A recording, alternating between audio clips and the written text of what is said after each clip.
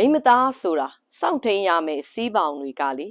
ယောက်ျားတွေထက်ပိုပြီးများပါတယ်ကိုယ့်ရဲ့တန်ဖိုးကိုယ့်ရဲ့ဂုဏ်သိက္ခာကိုအလေးထားတဲ့မိမသားတွေဟာလေကိုယ့်ရဲ့ဂုဏ်သိက္ခာပွန်းပဲ့စေမဲ့တန်ဖိုးကိုယ့်ရဲ့တန်ဖိုးပွန်းပဲ့စေမဲ့လောက်ရမျိုးကိုလေတန်ဖိုးကျစေမဲ့လောက်ရမျိုးကိုရှောင်ရှားတတ်ကြပါတယ်လောကမှာကိုကျင့်တရားနဲ့ဂုဏ်သိက္ခာကိုအချစ်နဲ့မလဲလေတတ်ကြတဲ့မိမသားမျိုးကတန်ဖိုးရှိတဲ့မိမကောင်းတွေဖြစ်ကြပါတယ်ဒါကြောင့်လောကမှာမိမပေါ့မိမပြက်တွေမြင်တိုင်းမိမတွေတန်ဖိုးမရှိဘူးလို့တော့တိမ်ကြုံပြီးအထင်မသေးလိုက်ပါနဲ့